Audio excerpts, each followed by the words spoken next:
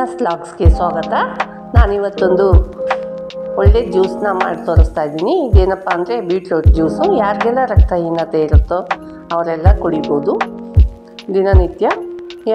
ಮತ್ತು ಬೇರೆಯವ್ರು ಕೂಡ ಕುಡಿಬೋದು, ಹೆಲ್ದಿಯಾಗಿರೋರು ಕೂಡ ಕುಡಿಬೋದು. ಈ ಥರ ಕಟ್ ಮಾಡಿ ಮಿಕ್ಸಿ ಜಾರಲ್ಲಿ ಹಾಕ್ಕೊಳ್ಬೇಕು. ಇದು ತುಂಬ ರಕ್ತಹೀನತೆ ಇರೋವಂಥವ್ರಿಗೆ ತುಂಬ ಯೂಸ್ಫುಲ್ಲಾದ ಜ್ಯೂಸ್.